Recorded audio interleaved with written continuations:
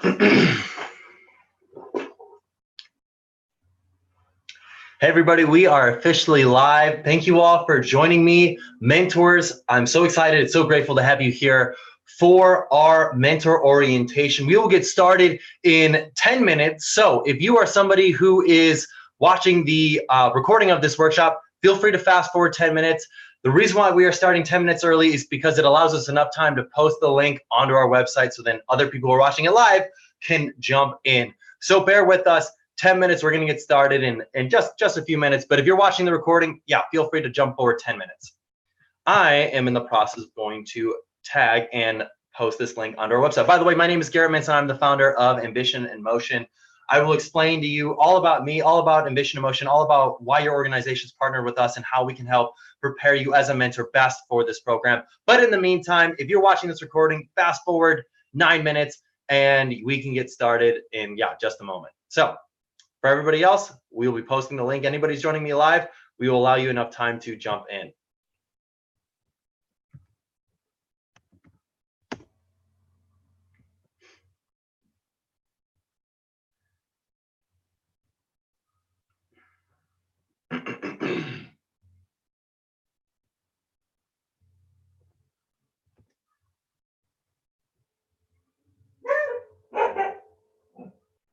All righty. We, I believe, are officially live. Let me go double check on this right now. All right, we are live on the website. So yes, when people jump in, they literally, if you go to our homepage, click on the YouTube live link, and then you will be good to go to get started. So we will get started, like I said, in 7 minutes. So if you are someone watching the recording, feel free to fast forward 7 minutes. We'll get started in just a moment. For anybody who's joining live, we will get started at 7:00 p.m. Eastern Standard Time. So happy to have you all here. I'm going to be posting this around to our social media just so then you all can hop onto the link and more or less be able to join us this evening.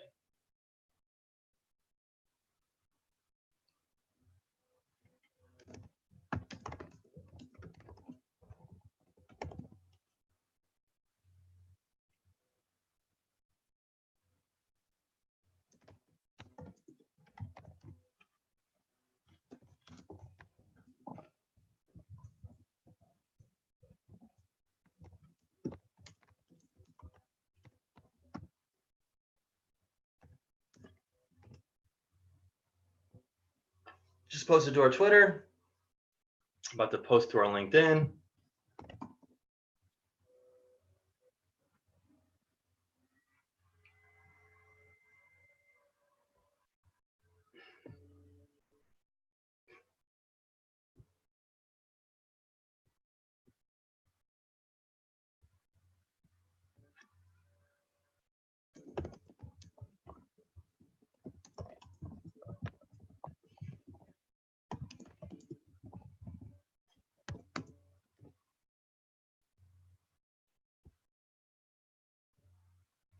All righty, we are live.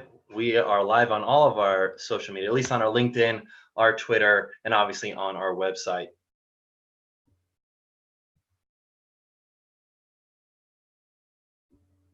Oops, gotta change the overview.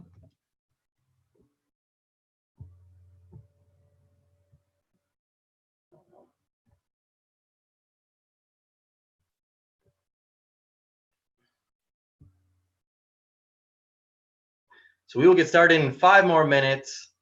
Bear with us. We will get started in just a moment at 7 p.m. Eastern Standard Time. Anybody who's watching the recording, by the way, any of the new people that are in the live stream already, please comment in the comment area your name and just a little bit about yourself.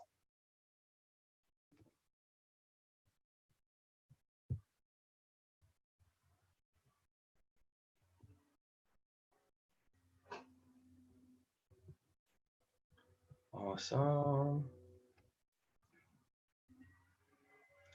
Excited to have you all here. I can see that we got 10 people in now. That's amazing.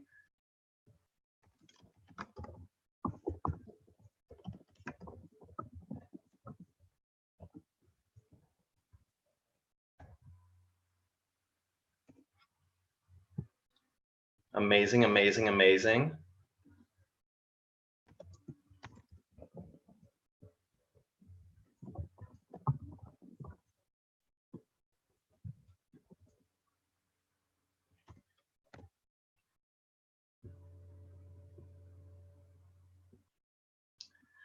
Alice, thank you so much for saying hi. John, thank you so much for saying hi. Katie, thank you so much for saying hi. George, thanks for saying hi and jumping in. David, appreciate it. Appreciate the comment. Tyler, excited to have you here. Bruce, thanks for jumping in. Thanks for jumping in. John, you are in. I can see you. Excellent. D, amazing. Thank you so much. Oh, and thank you for being a mentor for the second time. I'm glad to have you here. John, and by the way, D, because this is your second time, we actually have switched up a couple things with the mentor program that I think you will enjoy. So the mentor orientation will just give you an update on that. We're going to get started in 3 minutes. 3 minutes. So yeah, when you're jumping in, just post your name. Let us know who you are. It's always great to interact. And if you do have any questions during the orientation, feel free to post it in the comment area. I will get to those questions, I promise. John, thanks for saying hey. Janie, thanks for saying hey. William, thanks for jumping in. John Paul, awesome. Andy, thanks for jumping in saying hey. Amanda, thanks for jumping in saying hi that you're here. I'm glad you all could be here. This is fantastic. Oh, we're already finding some connections here in the comments area. That's amazing. Gotta love that. So we're gonna get started in 2 minutes. 2 minutes. We're just waiting for everybody to jump in. We got 15 viewers now. So we will get started in just a moment. But in the meantime, introduce yourself. Say hey in the comments area. David, how long will this run for? It'll be about 20 minutes. So starting at 7 o'clock p.m. Eastern Standard Time, it'll go for about 20 to 30 minutes. So I'd say we're going to top out at there. I mean, really, it just depends on how much Q&A we have. So if we've got quite a bit of Q&A, it might be closer to 30 minutes. If it's minimal Q&A, it'll probably be around 20 minutes, potentially even less than that. Just depends on how quickly I go through this. But it should be relatively brief. Good question. Holly, thanks for jumping in. Thanks for jumping in, everybody. Savannah, thank you for being here. That's amazing. John Paul, thanks for sharing. That's really cool. Awesome. Awesome. We will get started in just about a minute. But yeah, while we wait, thank you for introducing yourself in the comment area. By the way, my name is Garrett Mintz, and I'm the founder of Ambition in Motion. So we've partnered with your organization to connect students as well as young alumni with more established alumni, as well alumni like yourself, for mentorship. And really the goal is, how can we help prepare students and young professionals for their careers, just make them feel confident about what they're doing. I'll introduce more about this in just a moment, about what Ambition in Motion is all about. And we'll cover that, like I said, in just a moment. Awesome, we got a bunch of new people that have jumped in. Introduce yourself in the comment section. We're gonna get started in about 30 seconds. But I'm excited, I'm grateful to have you all here. I'm grateful to have you as mentors. Honestly, these students really value what you have to say. Rhett, thank you for being here. Thanks for introducing yourself. So this is all the organizations that we are partnered with, David. Mariah, amazing, thank you. This is fantastic. Yes, thank you all for being here. Hi, Lauren, thanks for saying hey, thanks for jumping in. We're gonna get started. So my name is Garrett Mintz, and I am the founder of Ambition in Motion. So your organization is partnered with us to connect the students with alumni for mentorship. Ultimately, what we're here to do is we are here to help prepare students for their lives after college and give them a realistic expectation for what they want to accomplish with their career. So I'm just going to give you a background on Ambition in Motion. So Ambition in Motion started 6 years ago, and really what I found as an issue was when I actually started the program when I was a student at Indiana University. And the thing that I had recognized was that there was a ton of students that were into their careers, and they had great prestigious careers at maybe major firms or maybe major companies, and they were getting paid really well. But what I kept finding was that they refer to their work as if, like, you know, I'm going to the grind, or like dreading Mondays. And I kept thinking to myself, how could people be so miserable in their careers? How can we help people prepare for what that expectation should be? Because if we can, I believe that their lives will be better. I think that they'll be happier in their careers, their expectations meet reality, and that they ultimately will be more fulfilled in their work. And that's essentially what our vision is. My vision, our whole company's vision, is a world where the vast majority of people, not some people, not the select few, not a couple of people, but the vast majority of people wake up every single day excited to go to work, When they're there, their expectations meet reality. And when they come home, they feel fulfilled. That is what Ambition in Motion is all about. That's literally what we're here to do. And as a mentor, you are part of that. You are helping students' expectations meet reality. When they get to see you, when they get to talk to you, they can get that realistic dose of what life is like. Because maybe they haven't had that yet. Maybe they haven't fully experienced it yet. And by being a mentor, being someone that's there for these students, you can give them the insight that it takes to help them be prepared and be successful in their careers. And that does not necessarily always mean giving them the things that they want to hear. Sometimes it also means giving them the tough love. And that's what mentorship is all about. It's about both giving that great ear, asking great questions, but also giving that tough love of really what reality is supposed to be like, what reality is going to be like. And as a mentor, I'm extremely grateful to have you to help provide this insight to these students that you are mentoring. So I want to give you a background on me, because you might be thinking to yourself, like, who the heck is this guy? Like, what does he know about anything about mentorship, or how does he get to where he's at? And so I'm going to give you a background on me. And this, by the way, might sound crazy, it might seem scary, you might be like, who the heck is this guy? I'll explain to you right now who I am and my background and why I got into this work. So for me, I have a belief about entrepreneurship. I believe when it comes to entrepreneurship, there's something that happens. Either your social capital is so low, it's like this precipice between where your social capital is so low and the need that something needs to change is so high. When that meets, that is when typically I think people become entrepreneurs. And that's at least what happened to me. And there was one point in time in my life where my social capital was zero, was absolutely rock bottom. From age 15 to age 19, I was a drug dealer. And I know that might sound crazy, but at the end of my freshman year at Indiana University, I got arrested in an undercover operation by the Indiana University Police Department. I got 5 felony distribution charges and I was expelled from school. And I had no idea what I was going to do with my life. I mean, that hit me like a rock. I mean, up to that point in time in my life, I thought success was you go to school, you get good grades, you get a job, and then somewhere along those lines, you just find yourself. And no one that I had ever known that I thought was successful ever was a drug dealer. And so I either had to come to grips of just saying, you know, I'm a total failure, or redefine my definition of success. And so fortunately for me, I chose the latter. About a month after getting in trouble, I enrolled in a program in St. George, Utah to help me turn my life around. And in this program, that's where I really got first exposed to the power of mentorship, the power of how people can make a positive impact on you. And by the way, I just want to make a note real quick. I have great parents, and I know you might be thinking a lot of you are professionals out there. Maybe you've got kids of your own. I have great parents. My parents are great people. It had nothing to do with them. I had made these choices on my own, and I just thought I would never get in trouble. I had this weird mentality that I was like Superman and that no one would ever catch me. And when I got in trouble, it just totally hit my life like a rock. My parents are amazing people. They are amazing in my life. And so for some people that don't have kids, maybe that doesn't necessarily resonate with you, but some of you who might be thinking that your parents, honestly, sometimes people make poor choices, but I can fortunately tell you that making that mistake was the greatest thing that ever happened to me. So when I moved to St. George, Utah, and enrolled in a program, that's when I first got exposed to the power of mentorship, both on a personal and a professional level. On a personal level, these mentors helped me come to grips with the actions that I had taken. I mean, I had embarrassed my family. I had embarrassed my friends. I embarrassed my university. I embarrassed my state. I embarrassed my country. I embarrassed everybody that I had known. And that was such a difficult pill for me to swallow. But once I had realized and internalized it in me, that's when I could really start making change in my life.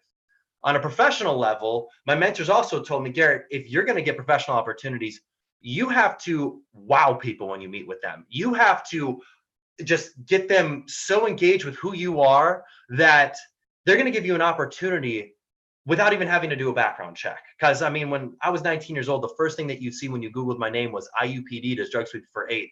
And I was one of the 8. I mean, I could not have had a bigger red X around my background check.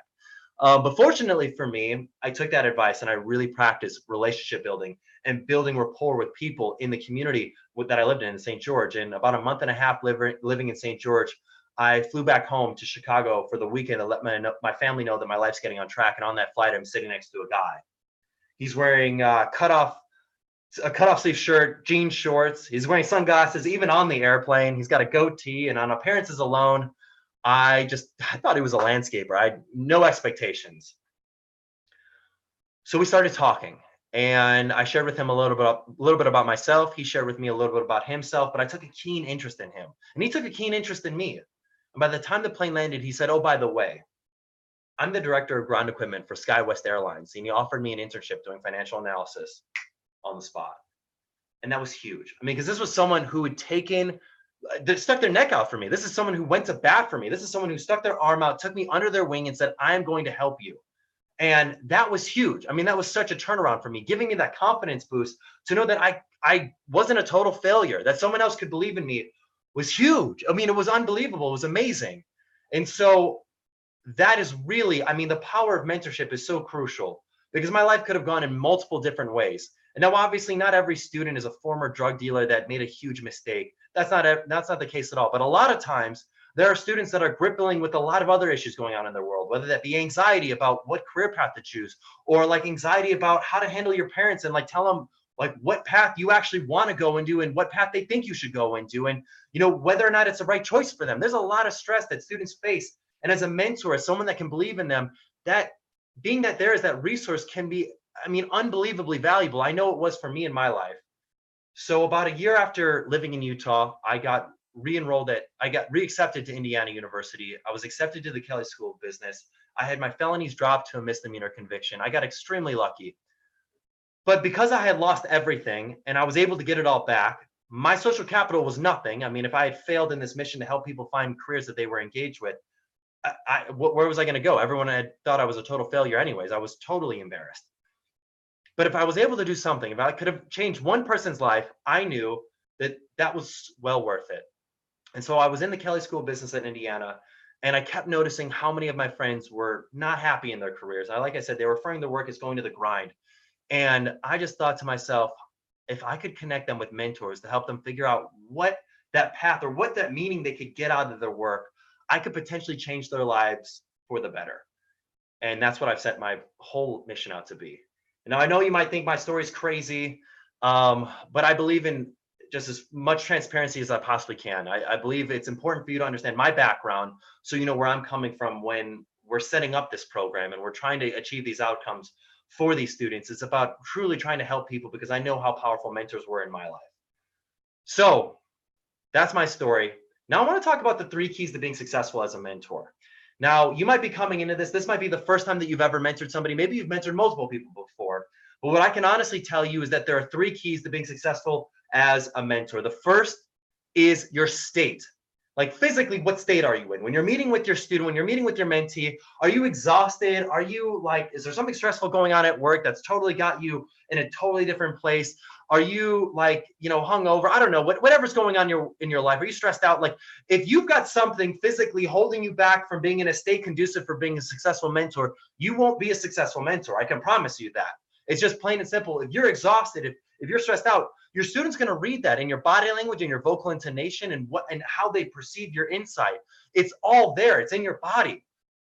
But fortunately, there's something that you can do to help you get into an emotional state conducive for being successful. Because our emotions drive our emotions. So when we get moving, when we get active, we can totally change how we feel. So I want to do a quick exercise with you all. I want you to get up. I want you to stand up. I don't know where you're at. I don't know where you're viewing this, but I want you to stand up and I want you to shake it out. I want you to get loose. I want you to dance it out. I want you to scream at the top of your lungs. Just go, yeah, just let it loose. You got nothing to lose. It's not a popularity contest. Who cares if other people think you're crazy standing in front of your computer, dancing it out, shaking it out? Because by doing this, you are getting your blood flowing. You're releasing endorphins in your brain. You are getting yourself into a state conducive for being a successful mentor.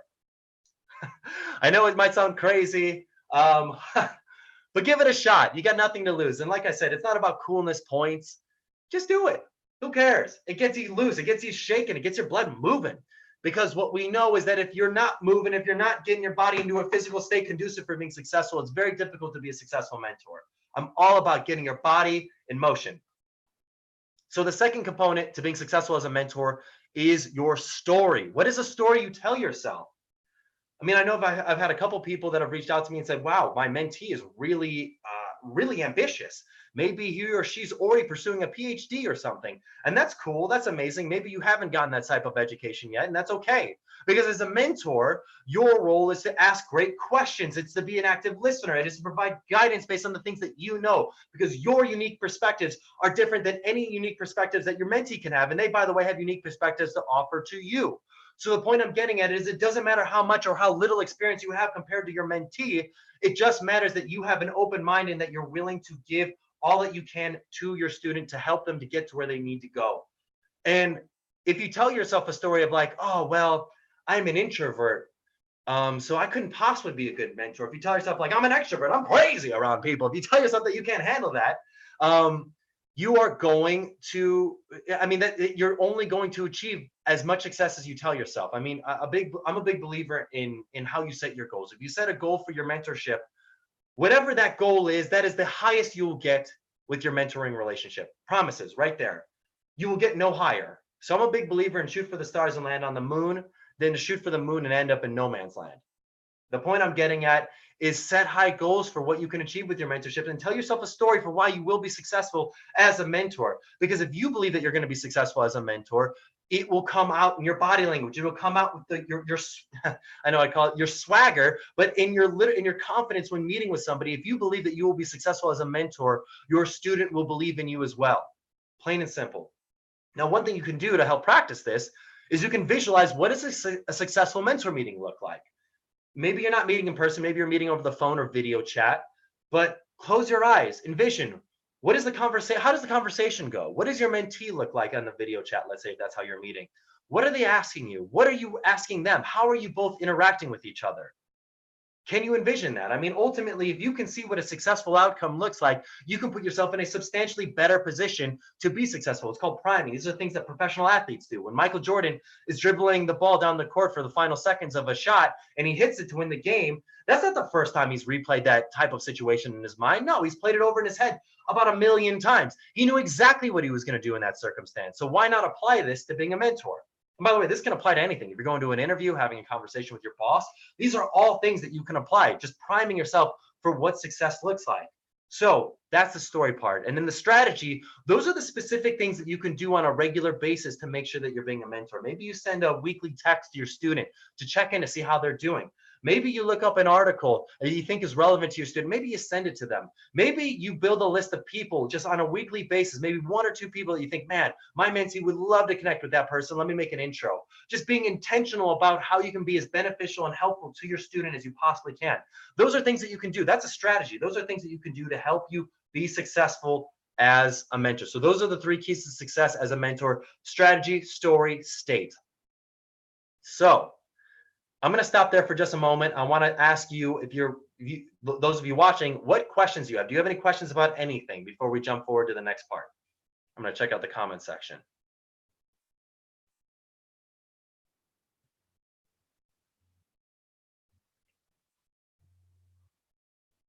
So, Rhett, you asked a good question.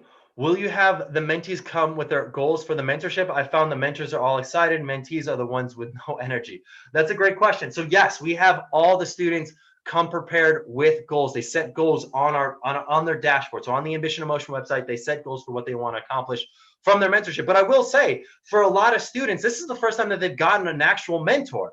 So maybe they don't necessarily know how to confidently convey their goals to a stranger that they'd never met before. For you as the mentor, it's about being patient. It's about pulling it out of them. It's about asking, taking a keen interest. Sometimes students are going to come out right off the gate and say, hey, I'm trying to accomplish this, this, this, and this. It might take some coaxing.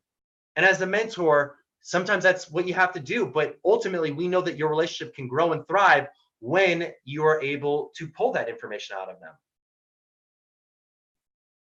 So William asked, what was the story component? The story is the story you tell yourself about why you will be successful as a mentor. So strategy, story, state. Your story is literally, what do you tell yourself for why you're going to be successful or a failure? If you tell yourself like, hey, I don't know how this is going to go. Like, maybe my student will show up late, or, maybe if you've got any negativity around your thoughts about being a mentor, it's going to come out. So what's the story you tell yourself for why you're going to be a successful mentor? And how can you envision a successful outcome from the first mentor call and the second mentor call and the third mentor call that you have with your student? So I just want you to think about, what does success look like from this relationship? And I want you to form an intent around that. You can write it down on a piece of paper. You can just keep it in the top of your head. You could write it on your cell phone. I don't care where you put it down, but I want you to think about, what does success look like from that relationship? That's what your story is. That's the story for why you'll be successful. So Charlie, great question. How are mentees being prepared? I'm going to cover that in just a moment later in this workshop. So I'll answer that question in just a few minutes. Savannah, you asked, do we have access to the same resources that the mentees are getting so that we have perspective on information that they have? I mean, yeah, absolutely. If you'd like to attend the Student Mentees Workshop, you are more than welcome to. We bring some really awesome guest speakers in. We post them live. Literally, if you go to ambitioninmotion.com/mentees, you will see all the guest speakers and what dates and times that they are speaking at. If you go to our website and just click the YouTube live, just kind of like you did to come to this orientation, you are more than welcome to come. They're really cool. I think you'll really enjoy them, but you don't, no obligation to. But you'll get to see a little bit about what the students are learning to prepare for meeting with you, their mentors. Bruce, you asked, how many students/young alumni or anyone signed up as mentees/mentors? So that's just based on your organization, Bruce. I can follow up with you. If you don't actually mind sending me an email, I'd be more than happy to follow up with you to give you exact numbers for your organization. So just make a note, send me an email. I'd be more than happy to answer that. Awesome. So let's move into the next part. So the next part is why being a mentor is so important. So we've got a little bit of data that indicates that mentorship is extremely powerful and impactful. Like what you are doing right now is huge. It is so important. College students who have mentors are nearly 3 times as likely to thrive in their livelihoods than students who don't have mentors. Nearly 3 times. College students who have mentors through their organization show greater levels of positive emotional feelings towards their organization as an alumni. I know that you all probably have some form of emotional attachment to the organization that we're partnering with for this mentorship program. And ultimately, we want to pass this type of emotional engagement to the students, to the next level, to the next chapter of people coming through. And what we know is that when you mentor them, their likelihood of having greater emotional attachment to the organization increases. And then college students who have mentors are 32% more likely to be engaged in their work compared to students that don't have mentors. This, by the way, comes from the Gallup Purdue Great Jobs, Great Lives report. The point I'm getting at is you being a mentor is extremely impactful to students. It's huge. Outside of the impact to students, being a mentor is extremely rewarding in the sense that it can teach you new things and provide you somebody in which you can bounce things off of. I mean, like I said before, you are giving insight to your mentees based on your unique perspective, but mentees are giving you insight based on their unique perspective. Take the time to recognize that they can teach you something as well, and recognize that there's a lot of beneficial in terms of a back and forth that can happen from a mentorship. It is a two-way street, 100% it's a two-way street. So don't just come in thinking like you're gonna have to rattle off all this insight. Remember, the student might have something really insightful to say to you as well. So just keep that in mind. Now, one thing you might be interested in is how you are matched with your student. So at Ambition in Motion, when we first got started in mentorship, we just match on career interests alone. So for example, if you were someone that was interested in finance, we connect you with someone in finance, or marketing, we connect you with someone in marketing. If you're a doctor, we connect you with another doctor. But what we ended up learning, which was surprising, was that there was actually very little correlation to successful mentorship when we matched on career interests alone. And by successful mentorship, I mean mentorship where sure, the student and the mentor had the requisite number of conversations over the course of the semester, but also that they stayed in touch even after the program was over, that they found the relationship to be both productive and quality, and that overall they just were great, had greater levels of engagement. And so we thought that was surprising. We thought, wow, how could these, this was the person who worked at someone that was your dream job and you didn't feel like it was a fit for you. So we partnered with some industrial organizational psychologists and we started studying this thing called work orientation, which is how you view your work. So some people view their work as a job, some people view their work as a career, some people view their work as a calling. And it's a spectrum. It's like a triangle. And to elaborate, someone who views their work as a job, their focus is on work-life balance. Someone who's focuses on career, their focus is on promotion and working up the ladder. And someone who's focuses on calling, their focus is on how does their personal and professional mission align. Now, like I said, this is a spectrum, so it can change throughout your life based on the task that you're working on or your stage in life. So it's not something that's static. It's something that absolutely changes. It's not like a personality assessment where once you're 12 years old, it's pretty much the same throughout the rest of your life. But what we learned was that wherever you're at this given moment in time and wherever your mentee's at this given moment in time, when we align work orientation, the likelihood of successful mentorship increases substantially, regardless of career field. Now, we do match on career field as well. We do look into that as well. But if your mentee is not exactly in the space that you're in, it's okay. You are matched for a deeper reason, for a deeper purpose, because we know that you both have a work orientation that is in alignment. So that is a little bit information on how you're matched with your student. So the next part of this is how we are preparing students for meeting with you. That was a question that was asked earlier. So we have Ambition in Motion workshops that teach students the skills to prepare for meeting with you, their mentors. We bring in speakers from across the world to provide guidance and insight to these students.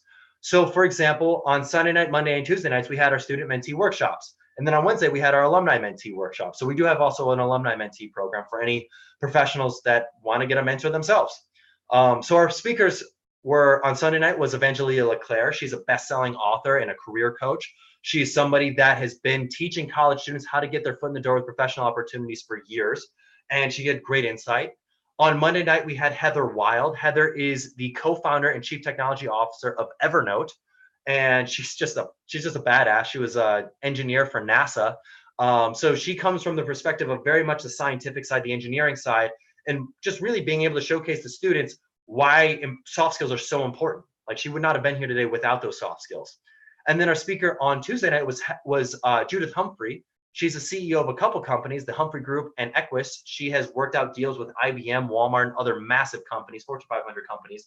She's extremely successful, and she's also a best-selling author as well. So we brought in multiple different speakers to talk about how students can go about getting their foot in the door, because we know that essentially if students are coming in thinking like, okay, my mentor's my only resource, I'm putting all my eggs in my mentor to help me land that maybe that first internship that I need or whatever, that's not the best move. But what we know is that if we're able to help prepare students through these workshops and through these guest speakers to get opportunities for themselves when they come to you, their mentor, and they can say, hey, I've already set up informational interviews with people at this company, this company, this company. What advice do you have for me as I go into those informational interviews?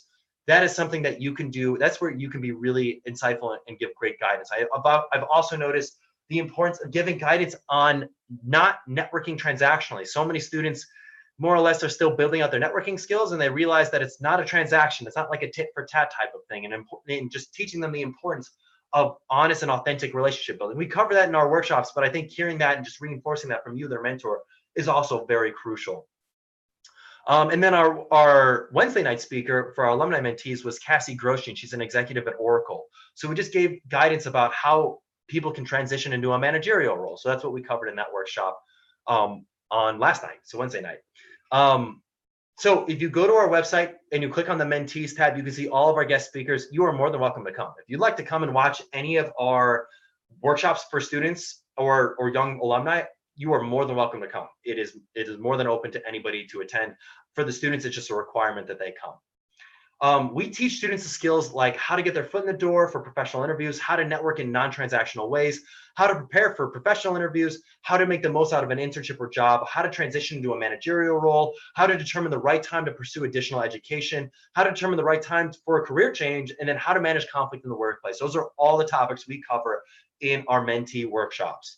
The goal of teaching these skills to the students is to equip them to make progress professionally, so then they have options and pathways to the desired career outside of solely relying on you.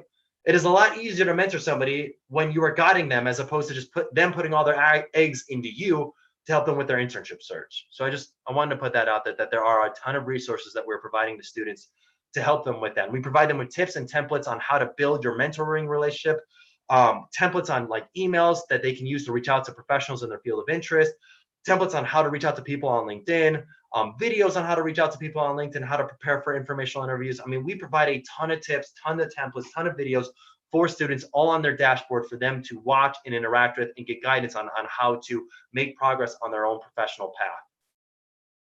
Now for you, the next step is what to expect from this mentor relationship. So you can expect to have your mentee reach out to you within the next 2 weeks if they haven't already. If you don't receive an email by October 1st, please send me an email and we will follow up with your mentee to make sure that they reach out. Now, you can expect your student to have varying degrees of progress towards their career goals. They're not expecting you to have all the answers for them, but they are expecting you to give them some guidance. And like I said earlier, the best mentors are the ones that ask the best questions and take a keen interest in just listening to what they have to say. So we will be running workshops for you, the mentors, throughout this 12-week program. So tonight is the orientation, but on October 3rd, we're going to run a workshop at 7 p.m. at Eastern Standard Time. Very similar to this, it'll be via YouTube Live. On October 24th, we'll have another one at 7 p.m. Eastern Standard Time. And on November 14th, we'll have another one at 7 p.m. Eastern Standard Time. Each one of those workshops will be covering a different tip on how you can prepare to best mentor your mentee. So we'll be covering things about how to have patience, how to set proper expectations, how to build authenticity and vulnerability into your relationships. I mean, shoot, I know I just shared my story with you and you might think I'm crazy for doing that, but I'm here to say that vulnerability is one of the most attractive traits and one of the most productive qualities to building a successful mentorship. So I'm a big proponent of that. Give being vulnerable a shot. It is extremely helpful because once you're vulnerable with your student, your mentee, they will be much more likely to be vulnerable with you and you're much more likely to build a stronger bond together. If you can't attend any of these live sessions, they're all recorded. I will send you the link to the recording of it the very next day. So I'll send everybody a link to this recording tomorrow. You will have it. So if you want to rewatch this, if anybody misses it, you are more than welcome to rewatch this at any other time. And then we do have an open forum on LinkedIn. So if you like to connect with me on LinkedIn, just send me a LinkedIn connection request. We've got a little open forum just called the Ambition Emotion Worldwide Network, where students, where mentors, where everyone can kind of come together, post any questions they've got, any suggestions they have, any things that they've learned, where people also in the program can interact with each other. So Ambition Emotions, so essentially that is the mentor orientation. I'd love to finish off this orientation with any other final Q&A that you may have. So we have one question. Is there a general idea for what success looks like for the mentees, or will it depend on their individual goals? It depends on their individual goals. I mean, for successful in terms of a mentoring relationship, what we're expecting is that the students attend our 4 live workshops and that they meet with you at least 3 times. It could be over the phone, it could be over video chat, it could be in person. Now, obviously in person might not be feasible just depending on where you are in the country, and that's okay. But video chat is the next best ideal. So via Zoom or Skype or whatever you find to be your preferred video chat method, that's amazing. If you do phone, that's fine as well. But our expectations for success is that you have 3 conversations over the course of the semester. Eli, you asked the question, for the benefit of others, my mentee is interested in roughly 4 completely different industries. Since I have experience in all of those, I'm going to offer them my thoughts and insights. Yeah, absolutely. That's fantastic. I think that's absolutely what you should do. I mean, leverage the experiences that you have. Like I said before, your unique perspective is extremely valuable to these students. And their unique perspective may be very valuable to you as well. Just be open to the idea that they might have something to share with you and that you might learn from. By the way, we do have a mentor tips page. I believe I linked that in the description down here. Oh, maybe it didn't come through. But either way, I will post the link to our mentor tips page in the comments of this video so you can watch them anytime you want. We cover a bunch of different topics like how to properly set expectations, how to be a mentor, not a parent, how to ultimately have patience with your mentee, how to help them with balance or accountability. All these videos we cover, they're about 1 to 2 minutes long, so they're pretty easy to digest. I'll be sure to link our mentor tips channel in the comments of this video. But perfect. It looks like everybody's had their questions answered. Thank you all for joining this evening. It has been a pleasure. I am extremely grateful to have you as mentors. If you have any questions, please feel free to reach out to us. We will be here. If you haven't heard back from your mentee by October 1st, please send me an email so then they can get started. Like I said, I'm extremely grateful to have you as a mentor.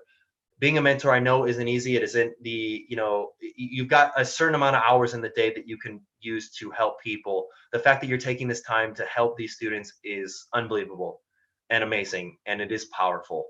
Even if you think maybe you're not necessarily getting through to your student, you are. The power of mentorship is crucial. Thank you so much for being here tonight. Have a good rest of your evening.